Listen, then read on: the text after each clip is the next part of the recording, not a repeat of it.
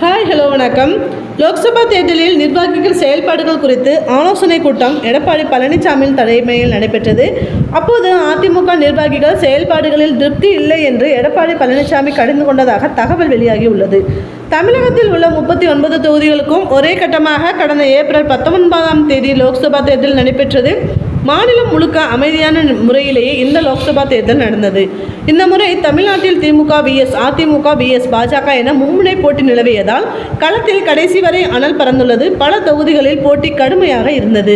தேர்தல் முடிந்து 3 நாட்கள் ஆகிவிட்ட நிலையில் இன்று அதிமுக சார்பில் சென்னை மண்டல நிர்வாகிகள் கூட்டம் நடைபெற்றது. இதில் சென்னை மற்றும் புறநகர் பகுதிகளில் போட்டியிட்ட வேட்பாளர்கள், கட்சி பொறுப்பாளர்கள், நிர்வாகிகள் என்று அழைக்கப்பட்டிருந்தனர்.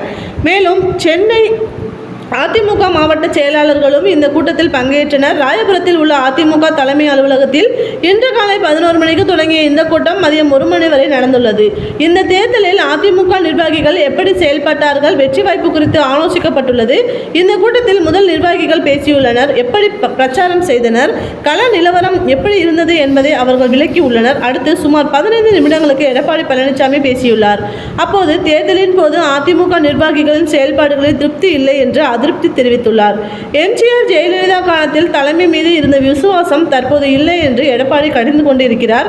மேலும் அதிமுகவில் நிர்வாகிகள் பெரும்பாலானோருக்கு தலைமை மீது விசுவாசம் இல்லை என்று அதிமுக நிர்வாகிகள் பலரும் மக்களவைத் தேர்தலில் வெல்ல வேண்டும் என்ற முனைப்பில் பணியாற்றுவதற்கு பதிலாக கடமைக்கு பணியாற்றினார்கள் என்றும் சாடியுள்ளார். பல நிர்வாகிகள் செயல்பாடுகளில் திருப்தி இல்லை என்று அவர் அதிமுக வெற்றி பெற வேண்டும் என்று நிர்வாகிகள் பலர் நினைக்கவில்லை என்றும் அதிருப்தி தெரிவித்து உள்ளனர். மேலும் தேர்தல் செலவுக்காக கொடுத்த பணம் முறையாக செலவு செய்யப்படவில்லை என்று எடப்பாடி முக்கிய நிர்வாகிகளிடம் கொடுத்த பணம் கடைநிலை நிர்வாகிகளை சென்றடையவில்லை என்றும் தேர்தல் செலவுக்கு கொடுத்த பணத்தை சிலர் சுருட்டி கொண்டனர் என்றும் சாடியுள்ளார். திமுகவினரை போல அதிமுகவினர் பலர் உணர்வுடன் தேர்தலில் பணியாற்றவில்லை என்று தனது அதிருப்தியை வெளிப்படுத்திய அவர், சொத்து, குடிநீர் வரி, மின்கட்டண உயர்வு போன்ற பிரச்சனைகளை அதிமுக நிர்வாகிகள் மக்களிடம் முறையாக கொண்டு சேர்க்கவில்லை என்றும் சாடியுள்ளார்.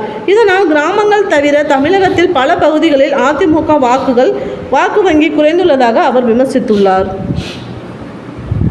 ஆக மொத்தத்தில் நிர்வாகிகள் செயல்பாடுகளில் கடும் அதிருப்தியில் இருப்பதுதான் இதன் மூலம் தெரிய வருகிறது. இப்போது சென்னை மண்டல கூட்டம் மட்டுமே நடந்து முடிந்துள்ளது. விரைவில் மற்ற மாவட்டங்களில் பொறுப்பாளர்களையும் அழைத்து எடப்பாடி கூட்டத்தை நடத்த திட்டமிட்டுள்ளதாக கூறப்படுகிறது.